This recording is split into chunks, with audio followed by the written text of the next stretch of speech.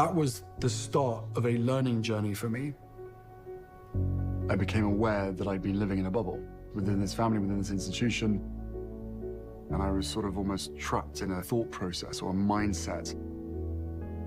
Within the first 8 days of our relationship being made public was when it said Harry's girl almost straight out of Compton, and that her exotic DNA will be thickening the royal blood. We would get followed, photographed, chased, harassed. The clicking of cameras and the flashes of cameras makes my blood boil. It makes me angry. It takes me back to what happened to my mum and what I experienced when I was a kid. That's enough. But it went to a whole new depth with not just traditional media, but also social media platforms as well. I felt completely helpless. I thought my family would help, but every single ask, request, warning, whatever it is, just got met with total silence or total neglect. We spent 4 years trying to make it work. We did everything that we possibly could to stay there and carry on doing the role and doing the job. But Meghan was struggling.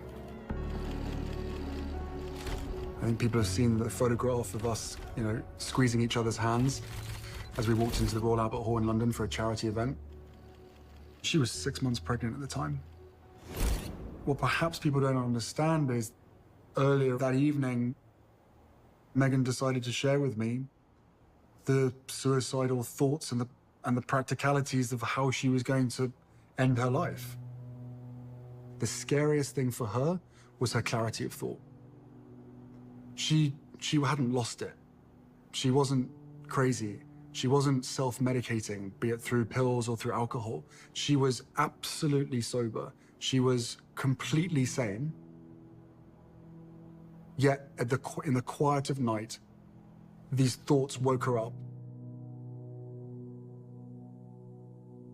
The thing that stopped her from seeing it through was how unfair it would be on me. After everything that had happened to my mum, and to now be put in a position of losing another woman in my life, with a baby inside of her, our baby, I'm somewhat ashamed of the way that I dealt with it. And of course, because of the system that we were in and the responsibilities and the duties that we had a quick cuddle. And then we had to get changed, and I had to jump in a convoy with a police escort and drive to the Royal Albert Hall for a charity event, and then step out into a wall of cameras and pretend as though everything's okay. There wasn't an option to say, you know what, tonight, we're not gonna go. Because just imagine the stories that come from that.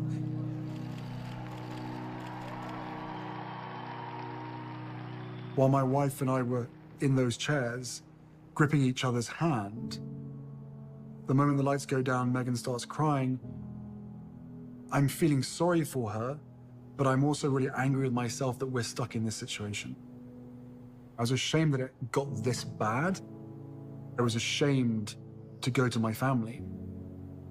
Because to be honest with you, like a lot of other people my age could probably relate to, I know that I'm not gonna get from my family what I need. I then had a son who I'd far rather be solely focused on, rather than every time I look in his eyes, wondering whether my wife is gonna end up like my mother and I'm gonna have to look after him myself. That was one of the biggest reasons to leave. Feeling trapped and feeling controlled through fear, both by the media and by the system itself, which never encouraged the talking about this kind of trauma. But certainly now, I will never be bullied into silence. One of the biggest lessons that I've ever learned in life is you've sometimes got to go back and to deal with really uncomfortable situations and to be able to process it in order to be able to heal. For me, therapy has equipped me to be able to take on anything. That's why I'm here now. That's why my wife is here now. That feeling of being trapped within the family is, there was no option to leave. Eventually, when I made that decision for my family, I was still told, you can't do this. I was like, well, how bad does it have to get until I am allowed to do this? Well, she was going to end her life. It shouldn't have to get to that. Do I have any regrets? Yeah, my biggest regret is not making more of a stance earlier on in my relationship with my wife and calling out the racism when I did. History was repeating itself.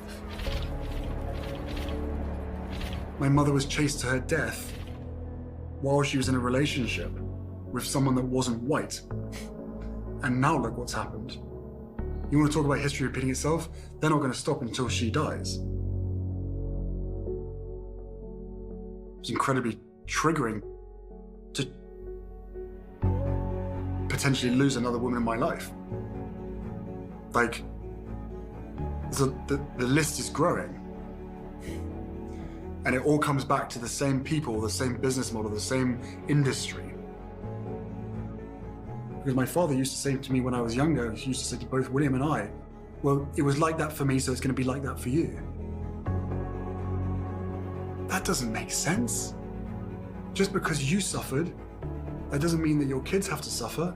In fact, quite the opposite. If you suffered, do everything you can to make sure that whatever experiences negative experiences that you had, that you can make it right for your kids. We chose to put our mental health first. That's what we're doing, and that's what we will continue to do.